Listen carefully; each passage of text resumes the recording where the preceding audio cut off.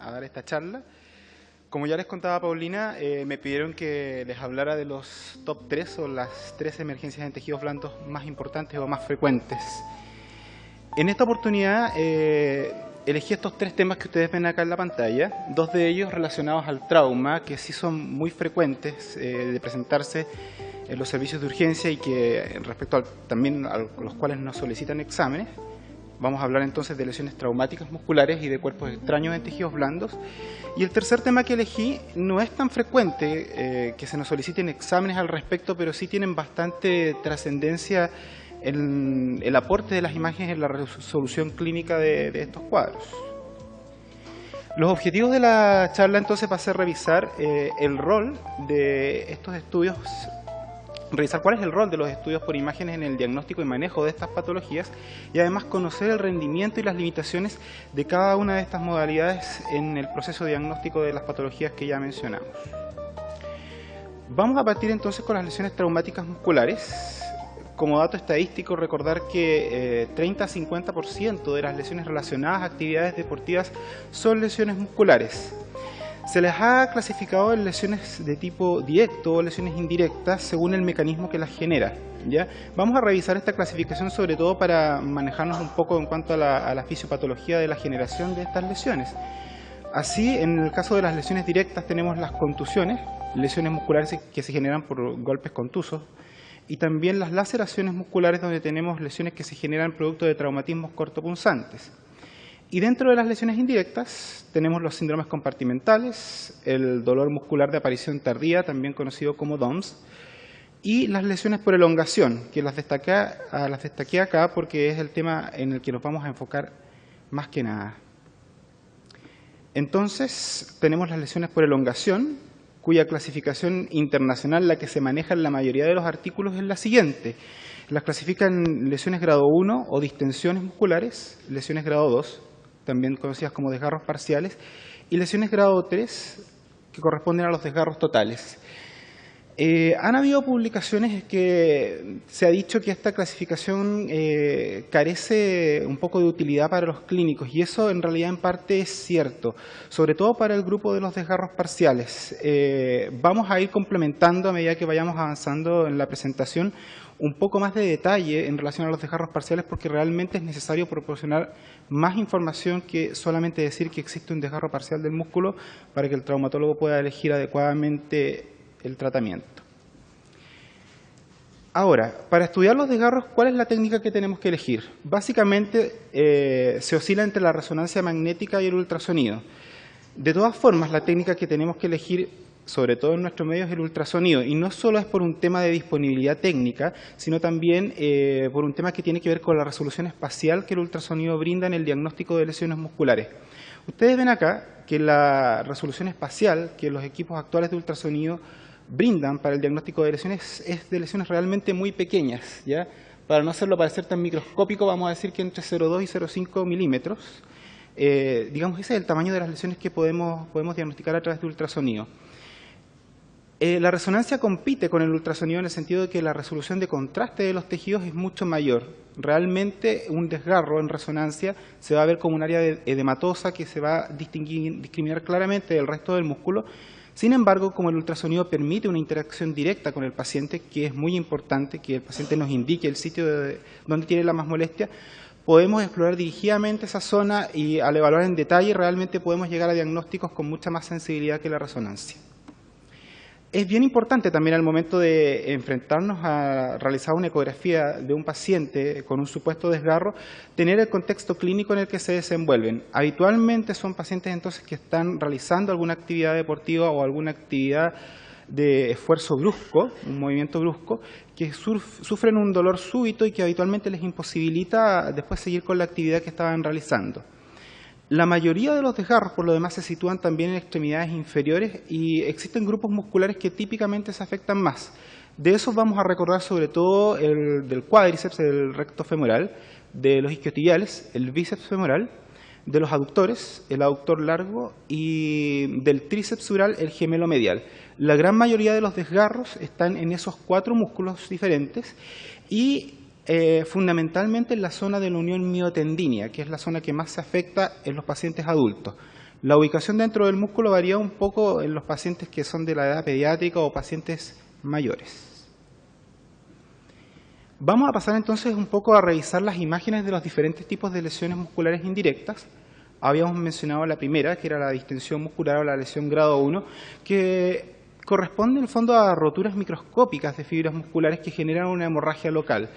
Y esto básicamente tiene una representación a ultrasonido como una lesión ecogénica de contornos mal delimitados. Hay que tener cuidado con este diagnóstico, ya que existen artefactos en el músculo al momento de bascular el transductor en que se pueden observar áreas de aumento de ecogenicidad, pero que realmente corresponden solo a artefactos como les mencionaba. La idea es que esta zona de aumento de ecogenicidad coincida con el punto de dolor que refiere el paciente y que además también se mantenga constante o persistente al explorar los 2 planos, así como también al bascular el transductor. Con esta sistematización en el examen vamos a poder corroborar que realmente esto se trata de una lesión grado 1, también conocida como contractura o distensión muscular o microdesgarro, como lo llaman algunos, y en realidad al decir esto vamos a indicar o darle un marco al traumatólogo para que él pueda decir que esta lesión probablemente va a tener una recuperación rápida, alrededor de 1 semana. Diferente es la situación cuando diagnosticamos una lesión parcial o desgarro parcial o grado 2. En este caso se produce disrupción de las fibras musculares y de los septos fibroadiposos e interposición de un hematoma. Básicamente la imagen a ultrasonido que se genera es o el de colecciones líquidas dentro del músculo o bien zonas de discontinuidad y distorsión del patrón muscular ecográfico normal. Como les decía yo delante, no es tan fácil como decir solamente desgarro parcial. Hay que proporcionar algo más de información respecto a los desgarros parciales. Y salieron algunos artículos por ahí, en realidad básicamente es un artículo de acá chileno, en que los desgarros parciales fueron clasificados en lesiones fibrilares y fasciculares, haciendo referencia un poco al tamaño, sobre todo al diámetro transverso de las lesiones que sea mayor o menor a 2 milímetros. En realidad, para los traumatólogos esto tiene influencia en el tratamiento, pero no es una influencia que esté sistematizada entre ellos tampoco. De hecho, para los mismos traumatólogos, el manejo de los desgarros es más bien artesanal. Ellos cuando se ven enfrentados a un desgarro parcial, lo que más les interesa es si está ubicado en la unión miotendínea, centralmente en el músculo, o bien en la periferia. Por lo tanto, cuando nos topemos con uno de estos desgarros, podemos decir que se trata de un desgarro de tales dimensiones, catalogarlo como fibrilar o fascicular, pero lo importante es decir, en este caso, que está en la unión miotendínea. El tiempo de recuperación de estas lesiones es de 3 a 6 semanas, aproximadamente. Y hay que diferenciarlo de este otro tipo de desgarro parcial, que es el desgarro miofacial. Y este sí es bien importante de que ustedes lo señalen y lo consignen como tal. Una lesión entonces que se sitúa en la periferia del músculo, que desgarra fibras en la periferia y que están en contacto con las fascias, ¿ya? Esta lesión habitualmente se manifiesta como una colección líquida que puede ser ecogénica si lo encontramos en una fase relativamente aguda o anecogénica o hipocogénica si le damos un poco más de tiempo antes de explorarla. Y la idea básicamente al decir que este se trata de un desgarro miofacial es que estamos indicando un pronóstico mucho mejor, un tiempo de recuperación que va a estimar el traumatólogo en alrededor de 2 o 3 semanas. Finalmente, dentro de todo el espectro de lesiones indirectas tenemos los desgarros totales o lesiones grado 3, en que ya se compromete el vientre muscular completo, se produce una separación con interposición de hematoma y habitualmente el músculo se retrae y genera un borde convexo que es conocido como imagen de un pseudotumor. En el caso de los desgarros totales, el tiempo de reparación supera las 6 semanas en general y eventualmente puede ser sometido a reparación quirúrgica. La reparación quirúrgica no es algo que se utilice de rutina, habitualmente va más ligado a pacientes deportistas.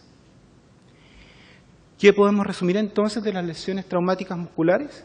Primero, que el ultrasonido es la técnica de elección en la evaluación de desgarros musculares, no solo por su disponibilidad, sino que también por la resolución espacial que proporcionan las imágenes, que además nos permite una evaluación dirigida y la posibilidad de comparar con la otra extremidad y así, digamos, explorar muy detalladamente la zona de sospecha de lesión.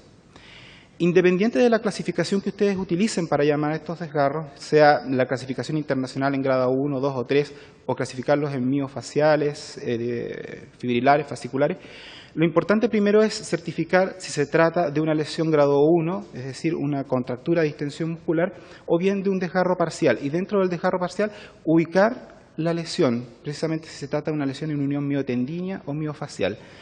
Es muy importante también consignar el tamaño de la lesión. Nos vamos entonces ahora al segundo tema que elegí, que es el de cuerpos extraños en partes blandas. Este tema es de frecuente consulta en la actualidad y, como dato un poco preocupante, aparece en un artículo que en Estados Unidos constituye la segunda causa de demanda por malpraxis entre los médicos de urgencia. ¿Por qué sucede esto? Porque cerca del 38% de los cuerpos extraños no son diagnosticados en la primera consulta. ¿Por qué sucede esto? ¿Por qué no son diagnosticados? En realidad hay muchos factores que inciden, digamos, en que esto suceda y tiene que ver con que estos pacientes habitualmente sufren traumas que pueden ser de diversa envergadura y en realidad al momento de sufrir este trauma ellos no tienen clara certeza de haber sufrido un trauma penetrante y muchas veces no saben si realmente quedaron con un cuerpo extraño o no y tampoco saben la entidad o cuál es la naturaleza de este cuerpo extraño. De hecho, hay algunos pacientes que ni siquiera recuerdan el evento traumático y uno, por casualidad, en las imágenes se topa con un cuerpo extraño. ¿Cuáles son los cuerpos extraños más frecuentes? Habitualmente son los cuerpos de naturaleza de madera, las astillas, las espinas vegetales, los metales y los vidrios. Existen otra serie de cuerpos extraños como los plásticos y las gomas que son menos frecuentes, sobre todo en pacientes que se clavan un clavo, por ejemplo, a través de un zapato y se sacan el clavo, pero quedan con el trozo de goma en las partes blandas. También estos tienen cierta frecuencia, pero son bastante menores que los otros tres. Los cuerpos extraños pueden ser bastante problemáticos, pueden generar complicaciones inmediatas, secciones tendíneas, por ejemplo, en el caso de los vidrios, laceraciones musculares, lesiones también nerviosas y vasculares. Y pueden, por otra parte, también tener complicaciones diferidas, como son procesos infecciosos, y las reacciones a cuerpos extraños que se pueden generar en torno a ellos.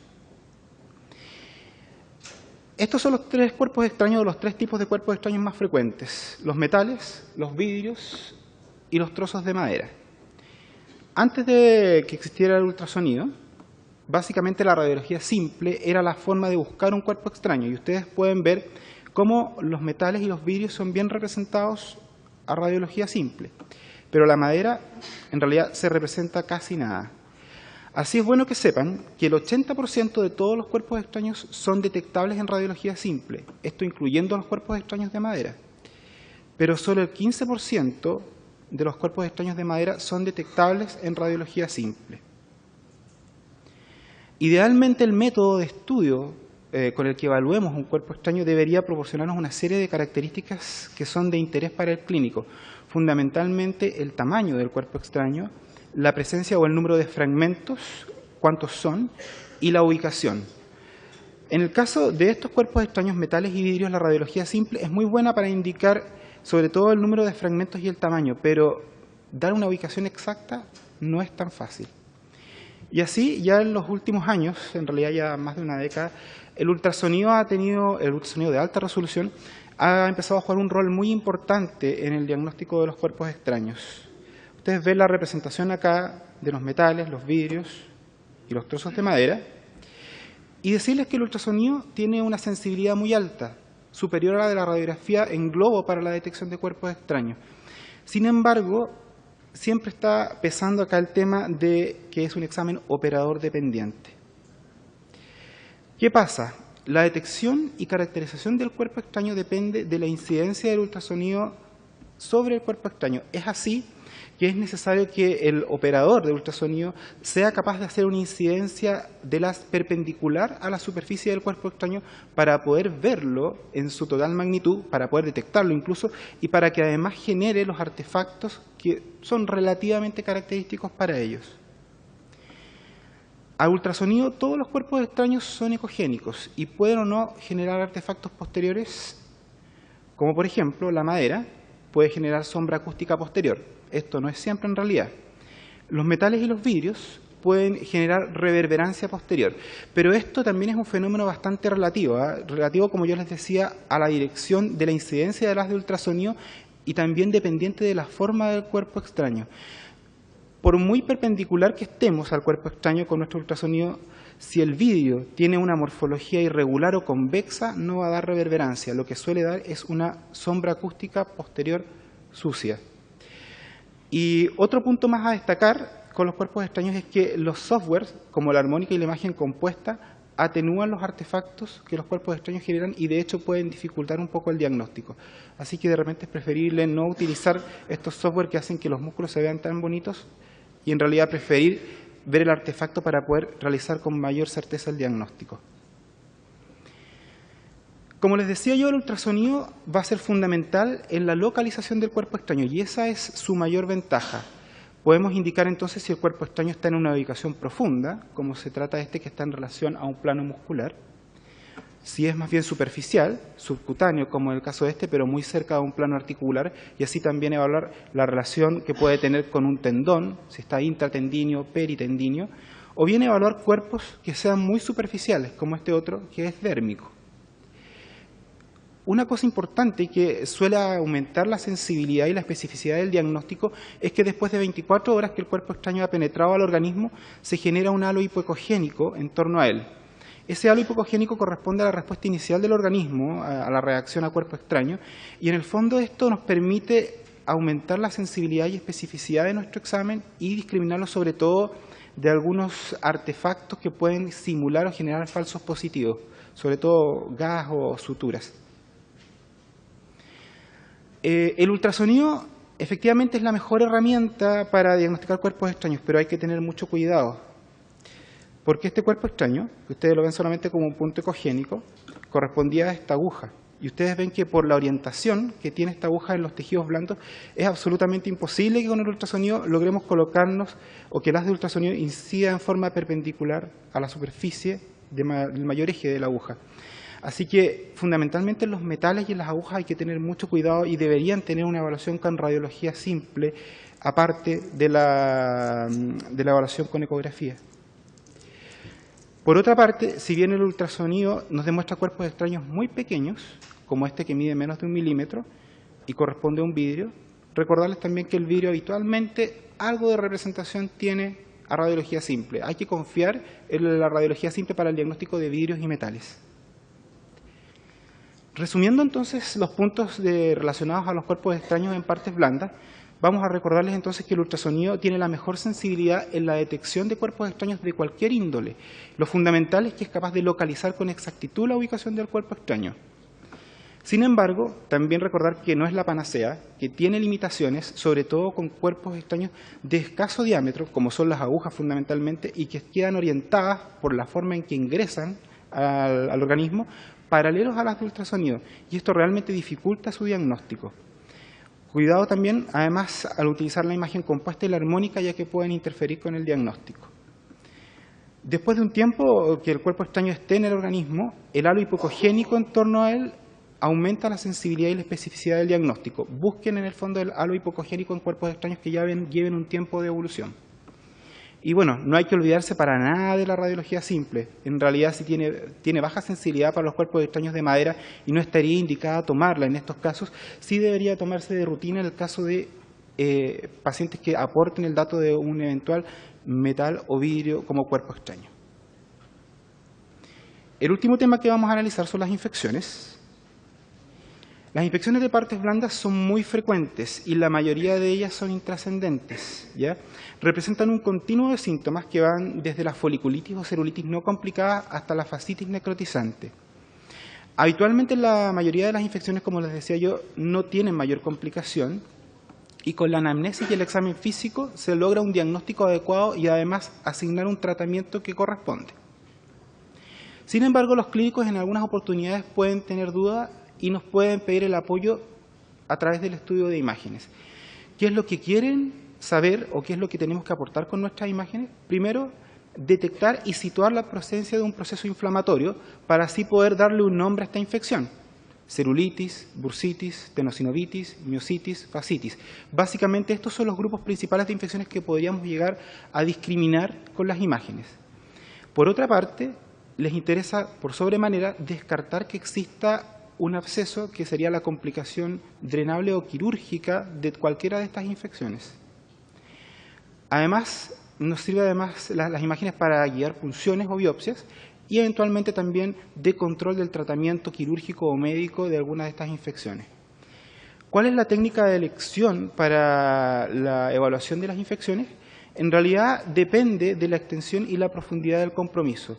En general, en inflamaciones que sean o infecciones que sean superficiales y de escasa extensión, nuevamente el ultrasonido es la técnica de elección, y en caso de infecciones más profundas, extensas o infecciones crónicas, la tomografía computada con contraste endovenoso y la resonancia magnética son la técnica de elección.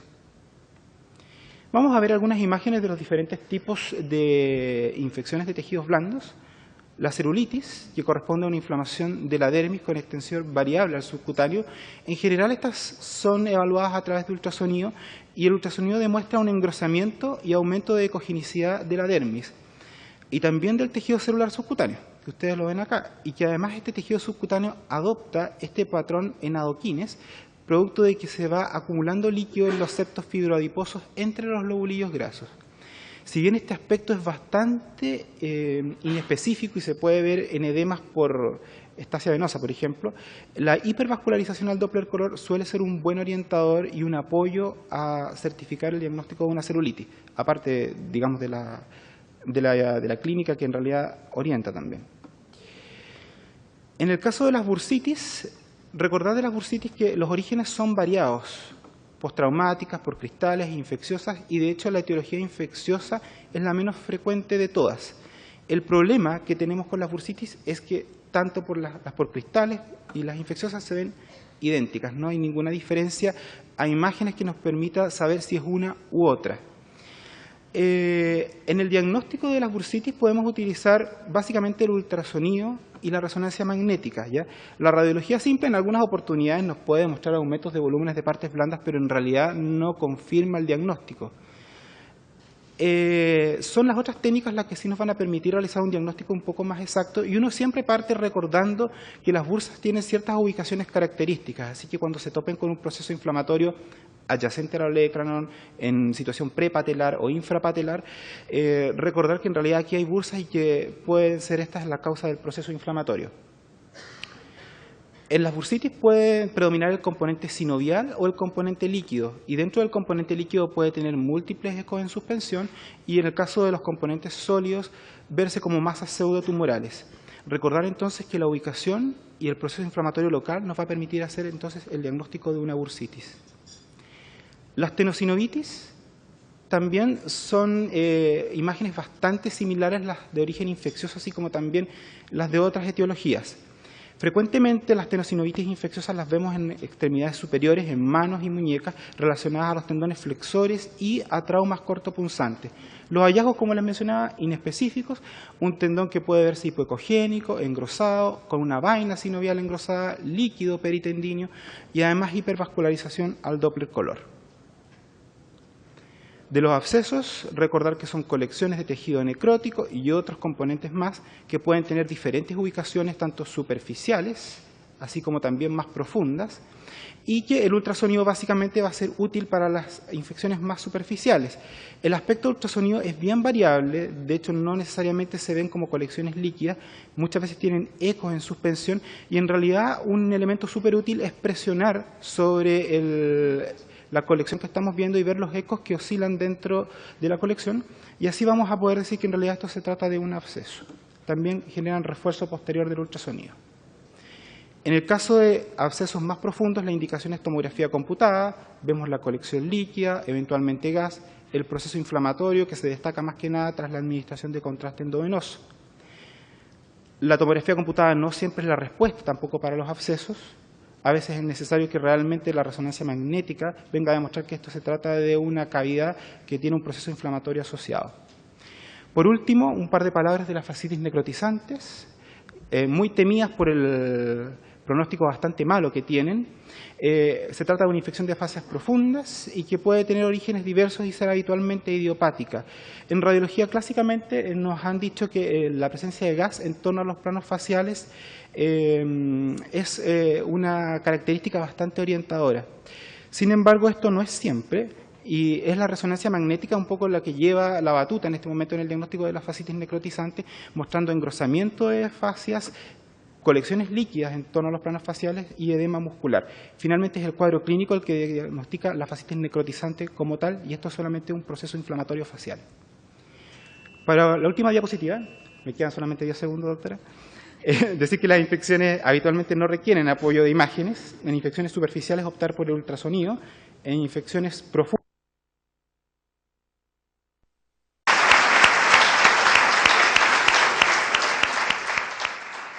Gracias, doctor.